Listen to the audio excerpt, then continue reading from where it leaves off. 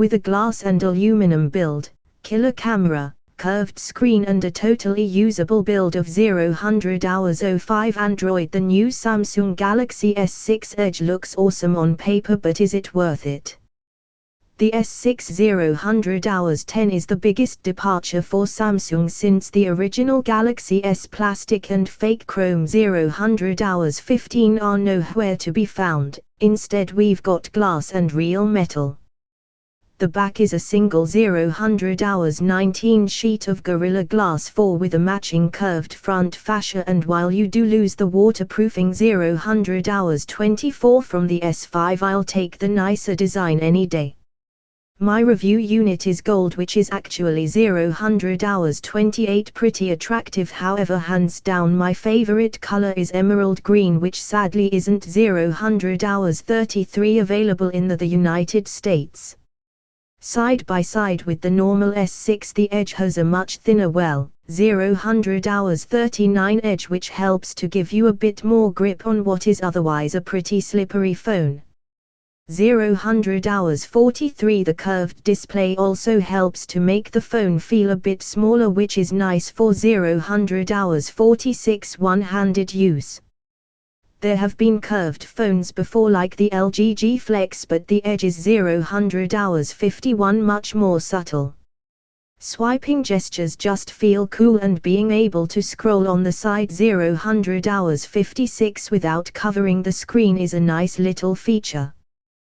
While the 1440p resolution might 1 o'clock be slight overkill, there's no doubt that the S6 has a crazy sharp screen, and with this 104 latest AMOLED display from Samsung, color accuracy is dead on. It even gets impressively bright 109, making it totally usable in sunlight, which isn't something I can say about most phones. 113 There's really no competition. The Galaxy S6 and S6 Edge have the best screens on any 118 phone period right now. Inside it's no slouch either. It's rocking an 8-core Exynos 123 processor, 3GB of RAM and storage options up to 128GB. You do lose the 128 microSD card slot, but at least Samsung has upped the base model to 32GB. Performance 133 is solid for the most part. Things like multitasking are no problem at all with Samsung's neat 137 multi-window feature. I did notice that the phone tends to run out of memory pretty quickly. 142 apps are forced to relaunch way too often for a phone with 3 gigs of RAM. However, 145 this should be fixed soon in a software update. Speaking of software, after years of shipping 149 builds of Android saddled with more and more TouchWiz, Samsung has finally taken the axe 154 to a lot of the duplicate apps and dubiously useful features. What crapware that is left 159 is easily disabled, giving the S6 a totally usable build of Android 5.0 Lollipop. Apps 204 like S-Health are downright useful, tracking things like steps along with taking advantage 208 of the heart rate sensor on the back of the phone. The fingerprint reader has also seen 212 a big upgrade. It's now a touch sensor on the home button like the iPhone, and it's 215 fast if a little inaccurate sometimes.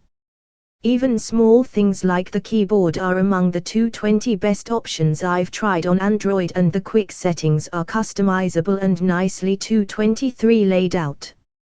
I'd still prefer something a bit closer to stock Android, but I've lived with 227 TouchWiz on the S6 with no real complaints. The good stuff keeps coming when we take a 231 look at the camera. It's a 16-megapixel sensor with optical stabilization, and this 236 is about as good as it gets for a smartphone.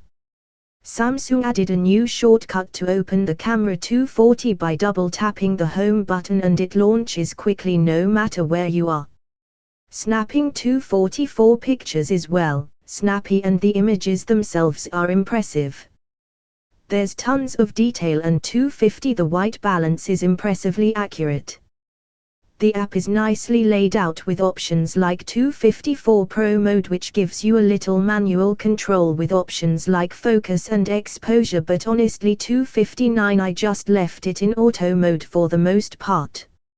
On the other hand, Pro mode can be really useful 303 for video. So I'm recording on the Galaxy S6 Edge right now, and using Pro mode I was 307 able to make a custom picture profile that with a little bit of color correction will 311 make the Galaxy S6 Edge look like a much more expensive camera. The only downside is that 315 this only works at 1080p. If you want to record 4 Kelvin video on the Galaxy S6 you're going to 319 have to do it in auto mode, but still, this is a really impressive video camera. Of course 324 no phone is perfect, and battery life is where the S6 stumbles a bit. It will get you through 328 a moderate day of use, but push it hard and it just can't keep up. Overnight it lost 333 25% of the battery with the phone asleep, which seems to show a serious lack of optimization. 338 the S6 does support wireless charging and quick charging, so it's easy enough to work with 342 if you can drop it on a charger here and there, but some people are definitely going to miss 345 the removable battery.